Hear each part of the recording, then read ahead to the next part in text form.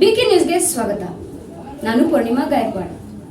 ಗುರುವಾರ ಸಿಂದಗಿ ತಾಲೂಕಿನ ಹೊನ್ನಳ್ಳಿ ಗ್ರಾಮದಲ್ಲಿ ನಿರ್ಗತಿಕ ಫಲಾನುಭವಿ ನಿಂಗಮ್ಮ ಸಜ್ಜನ್ ಅವರಿಗೆ ಹೊನ್ನಳ್ಳಿ ಕಾರ್ಯಕ್ಷೇತ್ರದಲ್ಲಿ ಮಂಜೂರಾಗಿರುವ ವಾತ್ಸಲ್ಯ ಮನೆಯ ಕಟ್ಟಡ ನಿರ್ಮಾಣ ಭೂಮಿ ಪೂಜೆ ನೆರವೇರಿಸಿ ಸಿಂದಗಿ ತಾಲೂಕು ಯೋಜನಾಧಿಕಾರಿ ಗಿರೀಶ್ ಕುಮಾರ್ ಮಾತನಾಡಿದರು.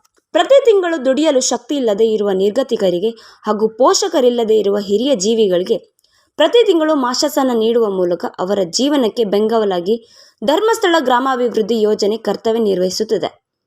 ಅವರು ಧರ್ಮಸ್ಥಳ ಗ್ರಾಮಾಭಿವೃದ್ಧಿ ಯೋಜನೆ ವಾತ್ಸಲ್ಯ ಕಾರ್ಯಕ್ರಮ ಹಾಗೂ ಯೋಜನೆಯ ಇನ್ನಿತರ ಕಾರ್ಯಕ್ರಮಗಳಾದ ವಾತ್ಸಲ್ಯ ಕಿಟ್, ಅಸಹಾಯಕರಿಗೆ ಸೇವಿಸಲು ಪೌಷ್ಟಿಕಾಹಾರದ ಕಿಟ್ ಮತ್ತು ಅಂಗವಿಕಲರಿಗಾಗಿ ವೀಲ್ಚೇರ್, ಸ್ಟ್ಯಾಂಡ್, ವಾಟರ್ ಬೆಡ್ ಹೀಗೆ ಪ್ರಸ್ತುತ ಸಿಂದಗಿ ತಾಲೂಕಿನಲ್ಲಿ 5 ವಾತ್ಸಲ್ಯ ಮನೆ ನಿರ್ಮಾಣಕ್ಕೆ ಮುಂದಾಗಿದ್ದು ಸಕಲ ಸಿದ್ಧತೆಗಳು ನಡೆಯುತ್ತಿವೆ ಎಂದರು.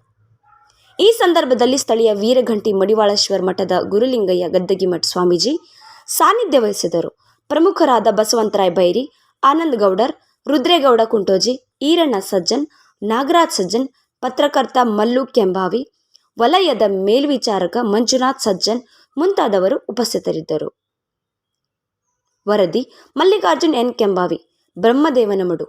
ಇನ್ನೂ ಸಹಾಯವಾಗಿ ಬೆಂಗಾವಲಾಗಿ ನಿಲ್ಲುವ ಕೆಲಸವನ್ನು ಧರ್ಮಸ್ಥಳ ಗ್ರಾಮಾಭಿವೃದ್ಧಿ ಯೋಜನೆ ಮಾಡ್ತಾ ಇದೆ. ಇಂದು ನಮ್ಮ ಸಿಂದಗಿ ತಾಲೂಕು ನನ್ನ ಯೋಜನಾ ಕಚೇರಿ ವ್ಯಾಪ್ತಿಗೆ ಸುಮಾರು 80 ಅಶಕ್ತರನ್ನು ನಿರ್ಗತಿಕರನ್ನು ಹುಡುಕಿಕೊಂಡು ತಿಂಗಳಿಗೆ 1 ರಿಂದ 1.5 ಸಾವಿರವರೆಗೆ ಮಾಸಾಶನ ಕೊಟ್ಟು ಇನ್ನು ತೀರಾ ಬಡವರಿಗೆ ಮನೆಯ ಅವಶ್ಯಕತೆಗಳು ಸೂರಿನ ಯಾರಿಗೆ ಅವಶ್ಯಕತೆ ಇದೆಯಾ ಅಂತ ಹುಡುಕಿಕೊಂಡು ಈ ವರ್ಷ ಸುಮಾರು ಒಂದು 8 ಅಶಕ್ತರನ್ನು ಆಯ್ಕೆ ಮಾಡಿ 8 ಜನರಿಗೊಂದು ಮನೆ ಕಟ್ಟಿಕೊಡುವ ಒಂದು ಪುಣ್ಯದ ಕೆಲಸಕ್ಕೆ ಪರಮ ಪೂಜ್ಯ ವೀರೇಂದ್ರ ಹೆಗಡೆಯವರಿಗೆ ನಾವು ಮಾಡಿರುವ ಮನವಿ ಪ್ರಕಾರ ಅವರು ಆದೇಶ ಹೊರಡಿಸಿ ನಮಗೆ ಮಂಜೂರಾತಿಯನ್ನು ನೀಡಿರುತ್ತಾರೆ. ಈ ದಿನದಂದು ನಮ್ಮ ಗಳಗೇರಿ ವಲಯದ ಹೊನ್ನಹಳ್ಳಿ ಗ್ರಾಮದಲ್ಲೂ ಕೂಡ ತಾಯಿಯ ಹೆಸರೇನು ನಿಂಗಮ್ಮ ಅವರಿಗೆ ಮನೆ ಕಟ್ಟಿಕೊಡ್ಬೇಕೆಂದು ಅಭಿಲಾಷನಿಗೆ ಎಲ್ಲರೂ ನಮ್ಮ ಸೇವಾ ಪ್ರತಿನಿಧಿಗಳು, ಪತ್ರಕರ್ತರು, ನೀವೆಲ್ಲ ಗುರುವಿನವರ ಒಂದು ಸಮಕ್ಷಮದಲ್ಲಿ ಇವತ್ತು ಅವರ ವಾತ್ಸಲ್ಯ ಮನೆಗೆ ವಾತ್ಸಲ್ಯ ಮನೆ ಕಟ್ಟಿಕೊಡು ಅದಕ್ಕೆ ಇವತ್ತು ಭೂಮಿ ಪೂಜೆ, ಗುದ್ದಲಿ ಪೂಜೆ ಮಾಡಿಕೊಂಡು ನಾಳೆಯಿಂದ ನಾವು ಈ ಕಾಮಗಾರಿಯನ್ನು ಪ್ರಾರಂಭಿಸಲಿದ್ದೇವೆ. ಈ ಒಂದು ಪುಣ್ಯದ ಕಾರ್ಯಕ್ರಮದಲ್ಲಿ ಕೈ ಜೋಡಿಸುವಂಥ ಎಲ್ಲರಿಗೂ ಮಗದೊಮ್ಮೆ ಅಭಿನಂದಿಸುತ್ತಾ ಸ್ವಾಗತಿಸುತ್ತಾ ಸುಮಾರು 1.5 ಲಕ್ಷ ಅಲ್ಲಿನ ಎಸ್ಟಿಮೇಷನ್ ಪ್ರಕಾರ 2 ಲಕ್ಷದವರೆಗೆ ಖರ್ಚು ಬರುತ್ತೆ. ಕೆಲವು 1 ಲಕ್ಷದಲ್ಲಿ ಆ ಕೆಲಸಗಳು ಮುಗಿತದೆ. ಎಲ್ಲವನ್ನು ಸಂಪೂರ್ಣವಾಗಿ ಉಚಿತವಾಗಿ ಧರ್ಮಸ್ಥಳದಿಂದಲೇ ಹೆಗಡೆ ಕೊಟ್ಟಿರುವ ಒಂದು ಅನುದಾನದಲ್ಲಿ ಅದನ್ನು ಮುಗಿಸಿಕೊಡುವಂಥ ಕೆಲಸವನ್ನು ನಾವು ಮಾಡಲಿಕ್ಕಿದ್ದೇವೆ. ನೀವು ಇವ್ರನ್ನವರು ಕೇವಲ ನೀರಿನ ವ್ಯವಸ್ಥೆ ಮಾಡಿಕೊಟ್ರೆ ಸಾಕು, ಬಾಕೆಲ್ಲವನ್ನು ನಮ್ಮ ಸಂಸ್ಥೆಯನ್ನು ಕೊಡುವಂಥ ವ್ಯವಸ್ಥೆಗಳಾಗುತ್ತೆ. ಸುಮಾರು 15-20 ದಿವಸದಲ್ಲಿ ಹೊಸ ಮನೆ ರಚನೆ ಆಗಿ ಅವರಿಗೆ ಗೃಹ ಪ್ರವೇಶ, ವಾತ್ಸಲ್ಯ ಮನೆಯನ್ನು ಅವರಿಗೆ ನಾವು ಹಸ್ತಾಂತರ ಮಾಡಿ ಗೃಹ ಪ್ರವೇಶ ಮಾಡಿಕೊಡುವಂಥ ಕೆಲಸವನ್ನು ಮಾಡ್ತಾ ಇದ್ದೀವಿ. ಈ ಒಂದು ಪುಣ್ಯದ ಕಾರ್ಯಕ್ರಮದಲ್ಲಿ ಎಲ್ಲರೂ ಕೈ ಜೋಡಿಸಿದರೆ ನಿಮಗೆಲ್ಲರಿಗೂ ಮಗದೊಮ್ಮೆ ಅಭಿನಂದಿಸುತ್ತಾ ಈ ಒಂದು ಕೆಲಸ ಚೆನ್ನಾಗಿ ಆಗಲಿ.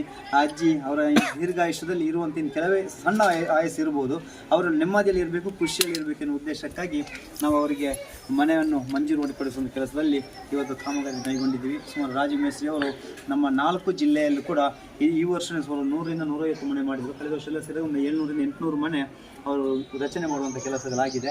ಎಲ್ಲವನ್ನು ನಾವು ಒಬ್ಬರಿಗೆ ಕೊಟ್ಟಿವಿ. ಅಂದರೆ ನಾವು ಇನ್ನೊಬ್ಬರು ಮೇಸ್ತ್ರಿ ಹುಡುಕೋದು ಎಲ್ಲರೂ ಹುಡುಕಿ ಕೊಡೋದು ಕಷ್ಟ ಆಗುತ್ತೆ.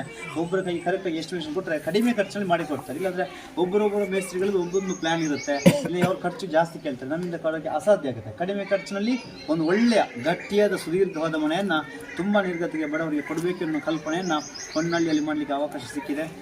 ಈ ಚೆನ್ನಾಗಿ ಮನೆ ನಡೀಲಿ, ಈ ಕಾಮಗಾರಿ ಬೇಗ ನಡೀಲಿ, ಇಲ್ಲಿ ಕೂಡ ತಕರಾರು ಕಿರಿಕಿರಿ ಆಗದಾಗೆ ಬೇಗ ಮನೆ ಮುಗ್ದು ಮನೆ ಶಾಂತಿಯಾಗಿ ಅಜ್ಜಿ ಅದರಲ್ಲಿ ನೆಮ್ಮದಿಯಾಗಿ ಇರಲಿ ಅಂತ ಹೇಳುತ್ತಾ ಒಂದಷ್ಟು ಸಮಾಜಮುಖಿ ಕಾರ್ಯಕ್ರಮದಲ್ಲಿ ನಮ್ಮ ಪತ್ರಕರ್ತರನ್ನು ಮಗದನ್ನು ನಾನು ಮಾಡ್ತೀನಿ. ನಮ್ಮೆಲ್ಲ ಕಾರ್ಯಕ್ರಮವನ್ನು ಒಂದು ಅಟ್ಲೀಸ್ಟ್ ಅವ್ರಿಗೆ ಒಂದು ವಾಟ್ಸಪ್ ಆಗಿರೋ ಅದನ್ನು ಪತ್ರಿಕಾ ಮಾಧ್ಯಮದ ಮುಖಾಂತರ ತಿಳಿಸ್ತಾರೆ. ಅದು 4 ಜನಕ್ಕೆ ತಿಳಿತದೆ.